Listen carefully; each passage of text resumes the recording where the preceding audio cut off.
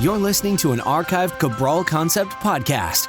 After listening to this show, check out the most up-to-date podcasts available at stephencabral.com/podcasts or search directly on iTunes.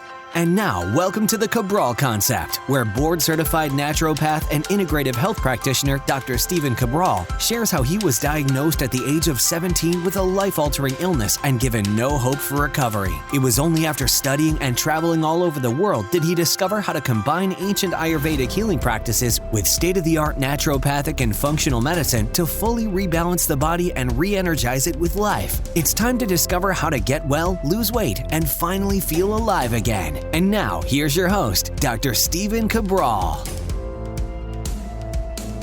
We are here today with our first house call of the weekend. Seems like just yesterday we were doing our community's questions. Time flies, I guess. I know, at least for me, this time of the year, things seem super busy. Maybe the same for you as well. I hope that things are going well in your life right now. But of course, if you ever have any questions, if you're dealing with any particular struggles right now, that's what we're here for. We really are. And it's not just me. I have an amazing team, and you can ask daily questions right on over at CabralSupportGroup.com. So I would love for you to do that as well. That's our free Facebook group. You can email us if you have any customer service questions at support@equilibriumnutrition.com. I answer all of these questions, which come in each week and month. We're about, let's say, 9 weeks or so behind now, but you can ask a question as long as you don't mind waiting just about 8 weeks or so at stephencabral.com/ask Cabral. So we are here to help. We really are. We want to make sure that we just at least give you that first place to get started, right? Like, what are you looking for? You're looking to see what lab test is right for me, what protocol is right for me, what type of doctor should I see? We can help you with that. We really can. So that's what we're here for. Let us know how we can help, and hopefully these weekend Cabral house calls can do a little good as well. All right, so if you're new to the show, this is where we answer our community's questions. As I just said, we are about 8 weeks or so behind, maybe 9. The best that we've ever done was about 6 weeks or so, or I should say about 4 weeks. But, you know, it just depends. The more people that ask questions, the more that builds up in the queue. But again, I'm not going to stop, so hopefully you're not going to stop listening either. These are coming in from, about 8 weeks ago, 9 weeks ago. So again, happy to get to these as quickly as I can on all things wellness, weight loss, anti-aging. So in order for us to really pick up the pace and catch back up with questions, I'm going to dive right in. The first question today is coming from Kay. Kay's asking, "Hi, Dr. Cabral. I've been taking the apple cider vinegar drink you recommend in the fatlossity program twice a day. I dilute it in about 16 ounces of water. I've noticed that my gums are a little swollen and they bleed when I brush or floss my teeth after adding this drink back into my daily routine. Do you have any advice on how I can adapt this drink so that it doesn't cause any reaction?" Yeah, absolutely, Kay. Thank you for writing in. And again, every recommendation in any protocol in the world, there's going to be like 1 out of 100 people that needs to be tweaked for. That's the way that life goes. So never think that, it's not going to work for me. It will. We just need to tweak it. So I'm glad that you wrote in, Kay. And here's what we want to do. So the apple cider vinegar really works great for balancing normal levels of blood sugar. And we teach all of these things inside of the fatlossity system for weight loss. If you've never heard about fatlossity before, just go to fatlossity.com and you'll learn all about that system, or equilibriumnutrition.com/fatlossity. You can simply learn about what we've been using now for this program, literally for a long, long time, to help people transform their bodies. And used to be just in Boston, but now, of course, we're trying to offer it all around the world. So, here's the thing. You could be someone that's just more sensitive to vinegar. I mean, like literally, it just might not, the pH of vinegar is quite low, so it might not work well in your mouth. Now, I'm going to give you another option for this, okay? But you're not going to use this if it causes the same issues. So you can do the same 12 ounces or 16 ounces of water in the morning, and I want you to just do that at room temperature water or warm water, and I want you to squeeze a whole lemon in there. If the whole lemon causes the same type of kind of gum inflammation, then really what we're looking at is an acid pH-based issue in the mouth that just isn't working for you and your body. It's not super common, but I've seen it many, many times, so you're not alone, Kay. Well, way to mitigate this, potentially even with the raw apple cider vinegar, is, because you don't want to use straight vinegar, it has to be the raw apple cider vinegar that we talk about in Fatlossity, is you can drink it through a straw. So that prevents the lemon or vinegar from getting on the teeth. So you could simply just drink it through a straw, and then it may not touch your gums at all, and that might help as well. So again, you might try the fatlossity drink with a raw episode of vinegar just through the straw, or you might switch over to lemon. If they both cause it, it's a pH issue, and then just simply have a glass of warm water, just warm water in the morning, or you can also do the alkalizing vitamin C. Okay, so thank you, Kay, for writing in. And then again, you're still going to get great results even if you don't do that. So don't worry. That's not part of like the absolute must do. Okay. So don't worry about that even if you're not able to. Helena is up next. Hi, Dr. Cabral. In one of your previous shows, you mentioned that obsessive compulsive disorder could be caused by hormone chemical imbalances in your body. What are your thoughts on the causes of hypochondria? Do you think that the root cause is also due to chemical imbalances in the body? I've been suffering for such a long time and would love to find out a way to deal with it once and for all. For me, it's triggered mostly by reading about it. For example, I had HPV virus, and although it's been cleared, had it checked twice now, I still think that they might have missed something. And when I see an article about someone having it or dying from it, I'm anxious for days and seek reassurance from people around me and Dr. Google, which actually scares me even more. I would love to hear your thoughts about what might be causing it. Thank you in advance for your help, Helena. Helena, thank you for writing in. I'm glad that we're talking more about this. I really am. I'm glad that we talk more about depression and body image issues and obsessive compulsive disorder and hypochondria and schizophrenia and all sorts of, I don't even like to say mental health, but it is mental health, right? Like we need good health for our mind as well. Like so good mind health, right? Because mental health has this stigma. So yes, I absolutely believe that it is vitamin, mineral, and neurotransmitter deficiencies. Like no doubt about it. Now, people say, yeah, well, my mom had it, my grandmother. I understand. And it simply means that, yes, inside of your genetics, you're more prone to it. And you know what? Your family may have had the same deficiencies as well. So you're just more prone to it. Yes, absolutely. I mean, for sure, I've said this before. I'm more prone to obsessive compulsive disorder, more prone to this perfectionism. I've been able to break that. And but it was bad. It was bad in my early 20s. So here's the easiest way, and then I'll give you other follow-ups as well. So there's a lab test that we just started offering about 2 months ago, and it is called the Complete Neurotransmitters Test. And all you have to do is go to equilibriumnutrition.com, click on the labs tab, and just scroll down, and you'll see the neurotransmitters test. And don't take any vitamins or anything for about 2 days before that test. Now, it's okay if you take the vitamins. It's okay. But I'd rather you not. And just see if you're prone to low GABA, low serotonin, low glycine. And if possible, I would also run the starter kit along with it, which will look at all of your B vitamins, and it will also look at all of your minerals, especially like high copper to low zinc. I had that as well, and for sure that was exacerbating it. Low omega-3s is a big one. You could run the omega-3 test, or you could simply start supplementing with 2 soft gels a day of the omega-3 support. So, Helena, hypochondria goes almost hand in hand with the obsessive compulsive disorder. Not that they're the same thing, but in terms of the same possible deficiencies in what are called the inhibitory neurotransmitters. And I just named those. GABA, glycine, and serotonin are the main ones. So check those out, Helena. And again, stay off of Dr. Google. If you're good, you're good, right? Don't stay away from Dr. Google and use that mantra that I always talk about in my book, The Rain Barrel Effect, from Emile Couillet, Dr. Emile Couillet, and that is every day in every way, I'm getting better and better, or every day in every way, I am better and better. All right, Anne-Marie is up next. Hi, I have recently been diagnosed with Stickler syndrome, which is a connective tissue disorder. I have high myopia, mild sensory neural hearing loss, swelling in my wrists and ankles. I've also had my gallbladder removed almost 20 years ago, had Graves' disease, and now have Hashimoto's, and I'm currently breastfeeding my 3rd child. My old 2 have been diagnosed with Stickler, and my eldest with autism as well. We've been following a plant-based diet for over a year now and seeing good improvement in overall health. My children are currently doing the CBO protocol. When I finish breastfeeding, what detoxes am I able to do without a gallbladder? Is there any way of strengthening the connective tissue in the body for me and my kids to minimize the likelihood of precocious arthritis? In these circumstances, how much is osteoarthritis luck of the genetic lottery, and how much can be minimized with lifestyle factors? Thank you. Okay, happy to help here. Since you have more of what's called a rare genetic condition, what I always want you to do is just make sure that you are working with your PCP, your MD, if you're on any specific medications. Because, just with Stickler-based syndrome, we're looking at possible issues with hearing and joint problems and things like that. So what do? Well, first we do this, and you're already doing it, which is great. So Anne-Marie, I want to commend you. First, you want to look at the gut, okay? So we need the gut to be in proper working order. And here's the reason why. If that you're not absorbing all of your nutrients, well, you're going to be more prone to the osteoarthritis, the hearing issues, the eye issues, etc. So here's what I want you to do.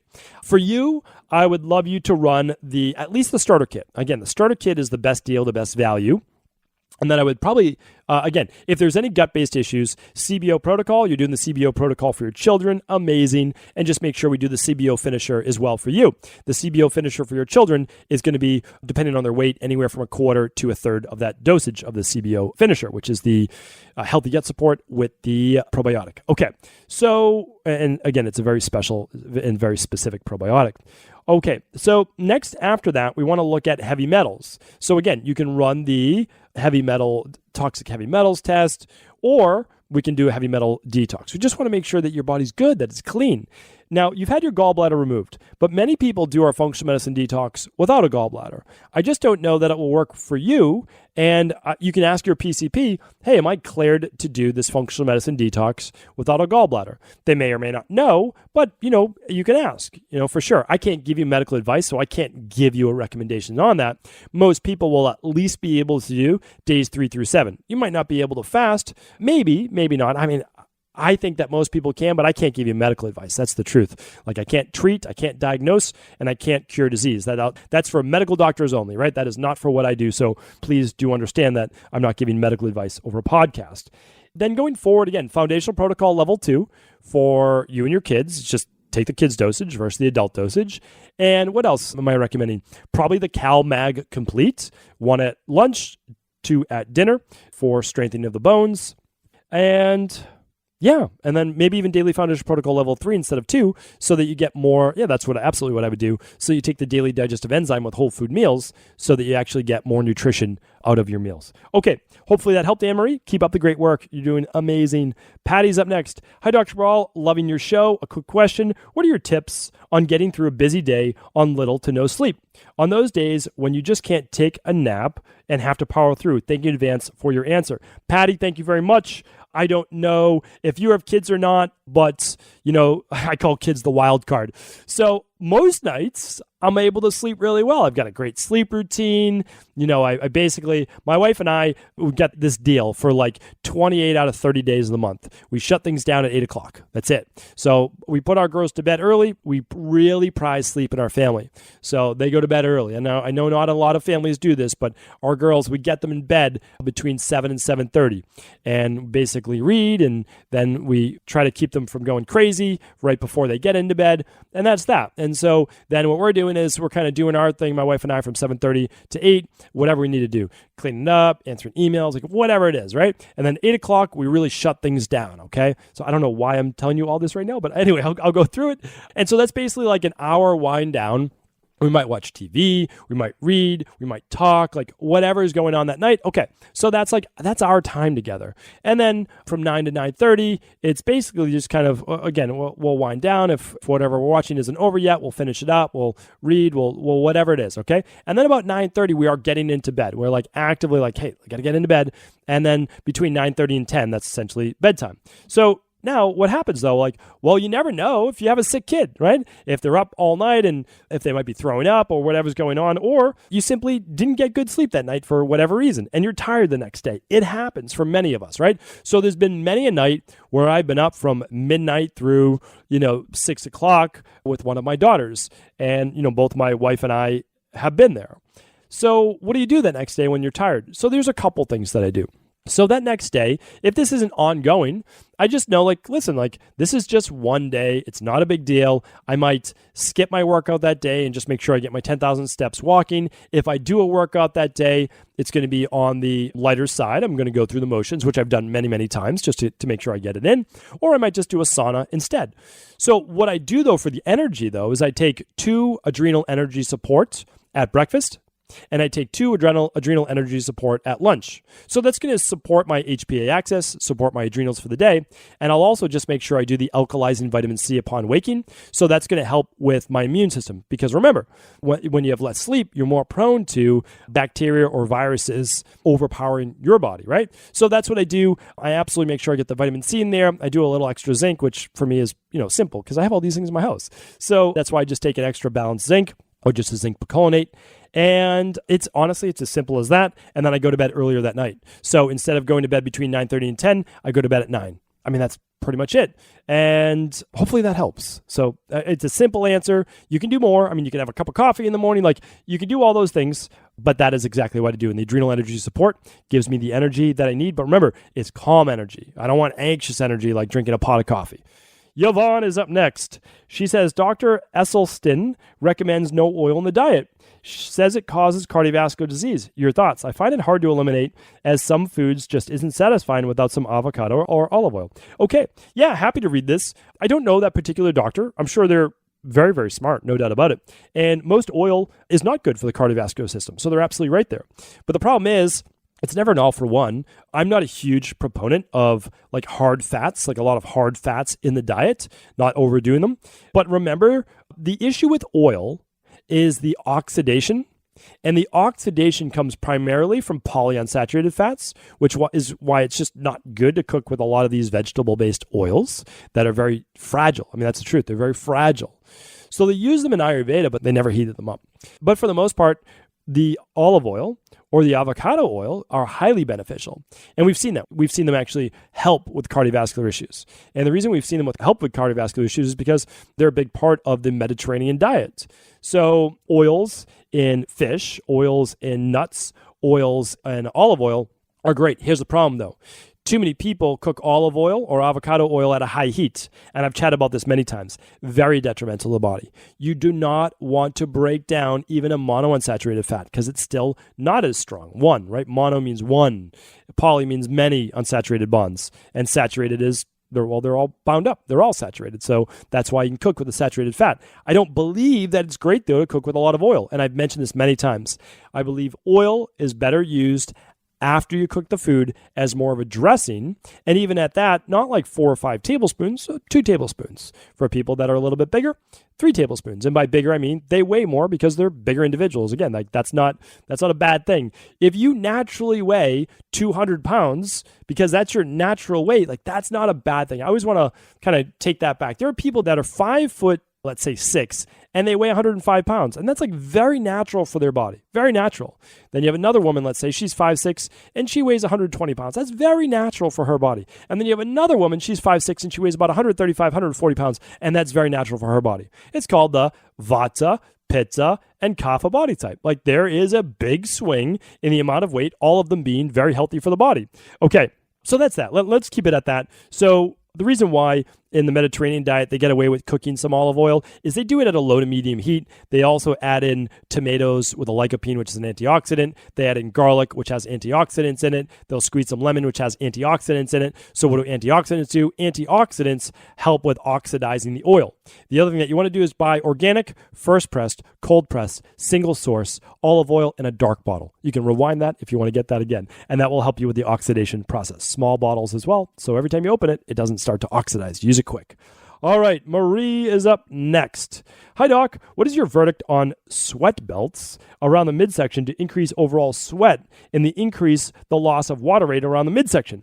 Also, when it comes to exercise and saunas in general, is there a certain time frame within which you should shower to avoid toxins that were sweated out to be reabsorbed? Thank you. All right, Marie, thank you for the questions. Let's tackle them all. Okay, so will sweat belts around the midsection give you the appearance of a thinner waist and less water retention? The answer is yes. So body wraps and sweat belts will actually make you look thinner, but the time frame in which they look thinner is 24 hours or so. So once you go to bed and once you start eating food and reabsorbing water, well, it comes right back. So I'm not a fan of them because they're superficial. They're not doing anything to actually change the reason for water retention in the first place, which could be higher stress and cortisol function, higher insulin levels, lower thyroid, estrogen dominance, food sensitivities, candida, bacterial overgrowth, right? But you can, I just named them. You can figure those out for sure. And if you do, well, then you won't retain all that water and you'll lose it naturally. Functional medicine detox will help tremendously as well. And then you can start to ease back in to a regular diet.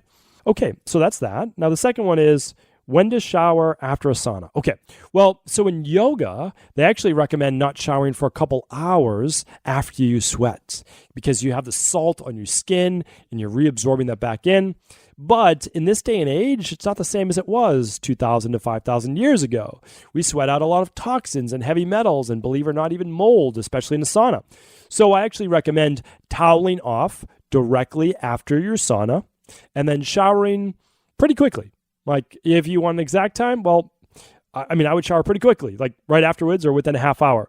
Unless I see differently in future research, I actually just recommend getting your electrolytes back by simply having a glass of water with lime squeezed into it and Himalayan sea salt or any type of Celtic sea salt, rock salt, any of those are fine.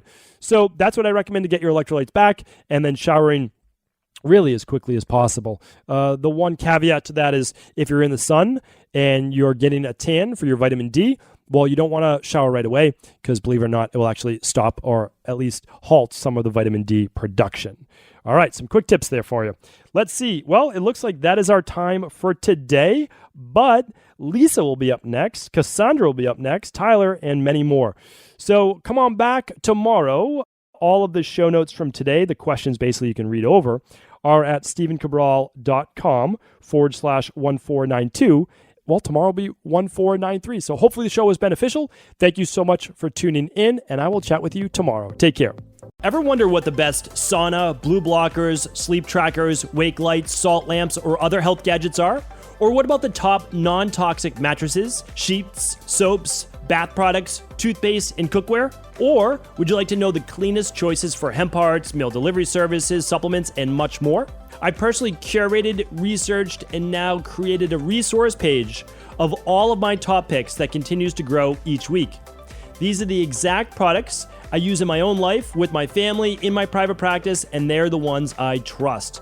To find out all of my up-to-date recommendations and all the details, simply head on over to stephencabral.com/resources.